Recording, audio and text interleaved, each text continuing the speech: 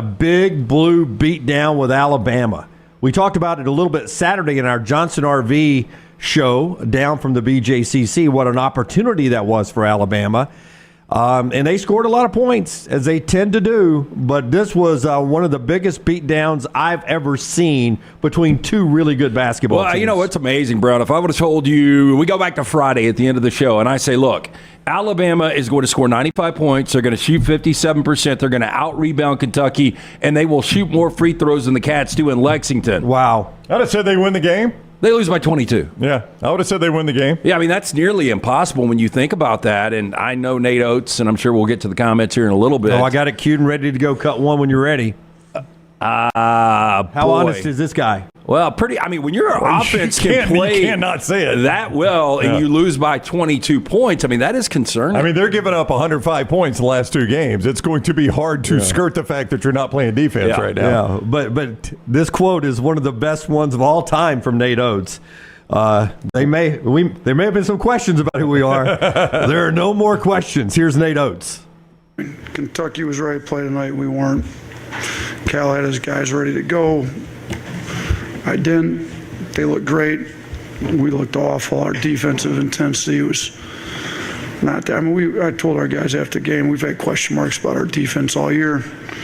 Those question marks are completely erased. Everybody knows that we don't really guard at this point because I thought our effort stunk. There's not a whole lot of positives about this. The only positive thing is we played well enough on offense through the course of the year to be tied for first place after that horrendous effort. So we got four games left, and we got to try to figure out how to get these guys a little more motivated to play harder on defense. Yeah, I mean, if he was on the Titanic, he's like, there's some lifeboats over there, but if there's not enough, so you might as well just jump in the water and go ahead and die. There's no question about whether or not we built this boat well. It's sinking. I think all questions are answered. Nate has built a really good program, but this is on Nate. I mean, this is effort. There's no doubt. Yeah, I mean, he's the head coach. It starts with him. I described this, and Dunaway, I think you liked this way back in the day. Nolan Richardson, they had the dog and heat defense, 40 minutes of hell, where they would get after you and they were on your leg. They were playing with so much effort. That is a poon defense you're seeing right there from Alabama. It's as soft as it comes. Yeah, I would say they are a lot like the early 90s, and I've never been able to say this school, Loyola Marymount. Loyola Marymount. We've got a friend's daughter that goes there. Oh, yeah. I'm aware of that. Rarely do we have a word you can't pronounce. It's a pretty campus. I've been the campus is very close to where we stayed when we were out in L.A. Yeah, I never was able to do it back then even. Loyola Marymount. I just always called it Marymount. Can you do Loyola Chicago? No, it's not the second word I struggle with. It's the first one. I can't do Loyola. I can't say that one. Loyola, but I cannot put them together. Okay. Loyola. I can't. Even I can do that one. I can't do jewelry, though. So jewelry. Yes. So you leave out a jewelry's tough. You leave out a syllable. You used to talk about our good friend Herb Winches. How would he say car wash? Car wash. Yeah. That's a Midwestern thing. Really? I didn't realize that. He's from Kentucky, which is kind of it's close enough in the Midwest. But I heard some people talking about it the other day.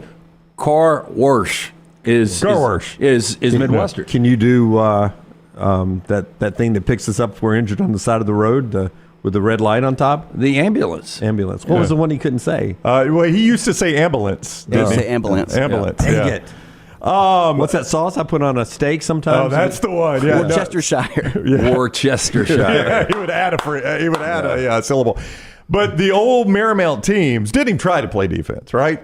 I mean, they were just like, we're going to just outscore anybody we play. We're going to try to score 115 every game, and we may need it every game. Yeah, that's what this game was like. That's what Alabama feels like right now. Hank gathers, never dies. They're an irrelevant program.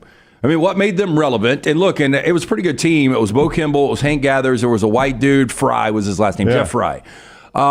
They could shoot the eyes out of it. They sure could. But they became relevant when they lost in the West Coast Conference tournament, they lost Hank Gathers when he passed away. Yeah, that's when everybody started paying attention. But that team, Paul Sweet 16 Westfall was the coach. Paul Westfall beat Alabama the Sweet 16, lost to UNLV in the Elite Eight. They did not play defense. They just didn't really try to play defense. They were going to score as many points as they could score and hope that was enough. And unfortunately for Alabama, over the last two games, they have turned into that team. We're just going to score as many as we could score, and we hope that's enough. And that's the way Marymount used to play. Now it's a huge game. with Ole Miss coming up Wednesday night over in Oxford because Ole Miss is dipping. They're falling apart. They don't play good defense. No. Which is really surprising because when you look at the identity of their head coach, I mean, that's what he bases everything on. I think it would be hard for people to believe, but according to KenPom, they're actually significantly ranked worse defensively than Alabama this morning. Significantly worse. So yeah, and so you get Tommy who's saying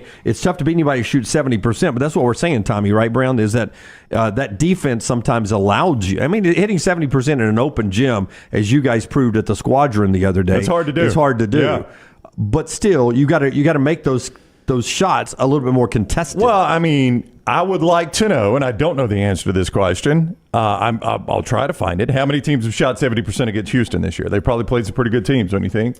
I wonder how many teams have shot 70% against Houston. Well, them and Auburn are usually holding teams to around 37%. That's right. Yeah. I mean, that's called defense, right? I mean, I know a team is shooting hot. How many of those shots were good looks, though?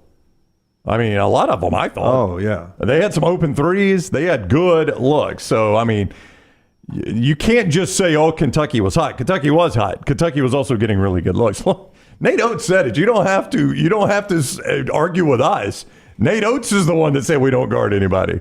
Yeah, you know, back to Ole Miss, and the metrics might show they're a worse defense, but they hadn't given up close to 117 points in a game.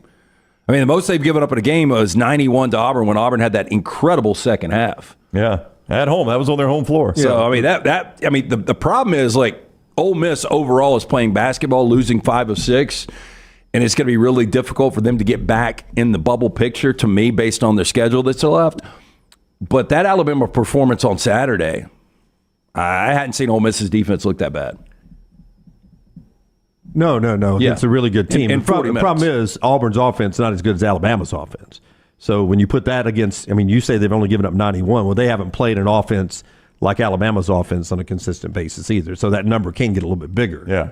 It can, yeah. Yeah. So it's a recipe for a good game for Alabama Wednesday and what is becoming. They played Disrupt 2 weeks ago and gave up 75. Yeah. If they want to be SEC regular season champions, Wednesday becomes huge because Absolutely. Here comes Tennessee. You sound negative on Alabama today, like you don't think they can stick the landing here. You think I think they can. Give me your feeling. I want to know where you think Alabama is right now. Well, I mean, they're lost after that. I mean, when you score 95 points, you shoot 57%, you shoot more free throws. I mean, we talked about this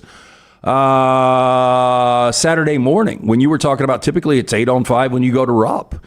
And when you shoot more free throws in Kentucky, but you still find a way to lose by 22 points. Well, they can't call a foul on you, Lance, if you're not within 5 feet of the guy with the ball. Well, they were not going to draw many defensive fouls. Well, I will say this could go one of two ways, though. You saw Rick Pitino in the comments he made about St. John. Since then, they're 2-0, and they beat Creighton, who looked so good this past week, against UConn. So it worked for Pitino. So you can galvanize when you get thrown under a bus, much deserved, by the way. So we'll see how Alabama reacts to this. If they go on the road to Oxford, again, against a team that's really struggling in Ole Miss, and they lose that game. Yeah, one key factor in that game, Alan Flanagan, who's part of their team over there. He's a regular. Plays no a chance lot. he plays. He throws a vicious elbow in the face, gets kicked out of the game, a flagrant 2. You see the replay, and it becomes obvious that it was a reason on review to have the ejection there. If Wagi missed a game for what he did, I don't know how long Alan Flanagan will be out. Yeah, I mean, it wouldn't bother me if he didn't see the court again this year. It was that serious to me. Yeah. But I would think if you're Alabama, you'll learn a lot about the makeup of this Alabama team. Like, you shouldn't right now even need Nate Oats to have to say a word. If you're Alabama, this team on the inside, right, should be challenging one another after these last 2 games they've played.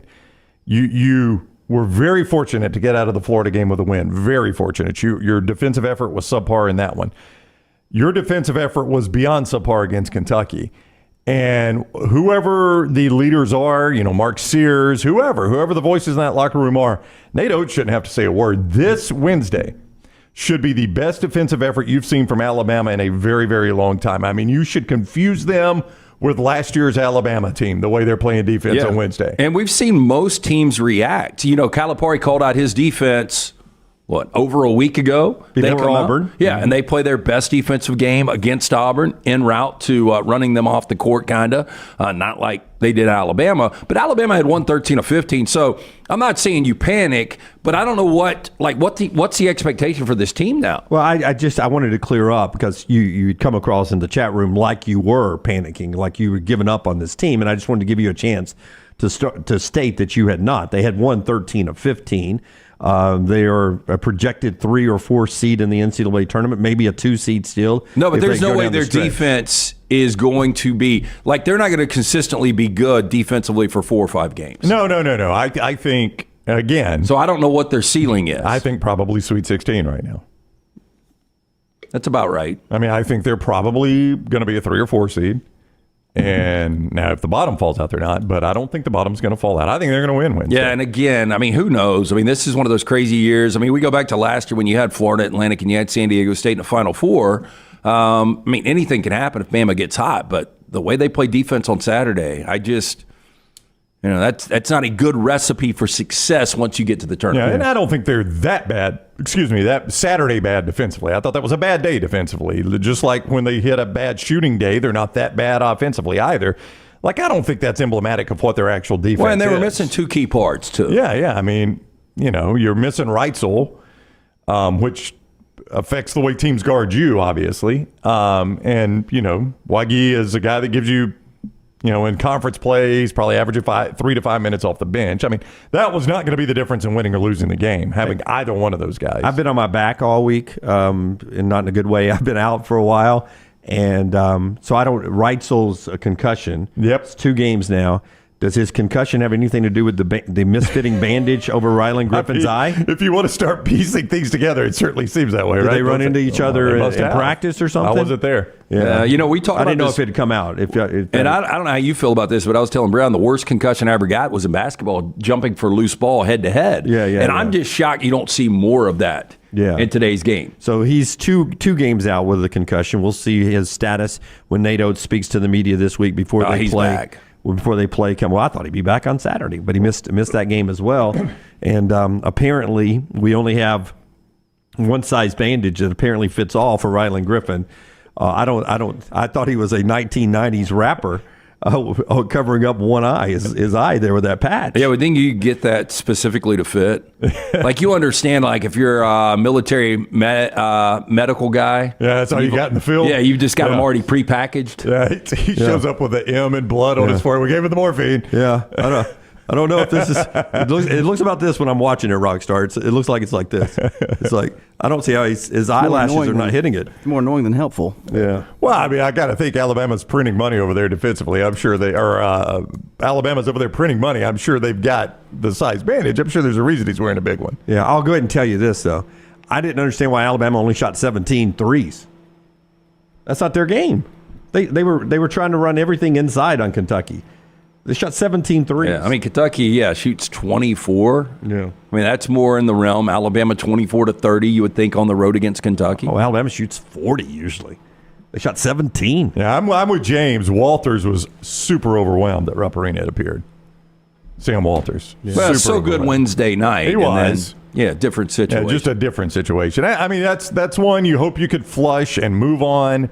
And you hope it leads, again, to your best defensive effort of the year against Ole Miss. And we'll see. And then if you can beat Ole Miss, then that Tennessee game carries all the weight in the world.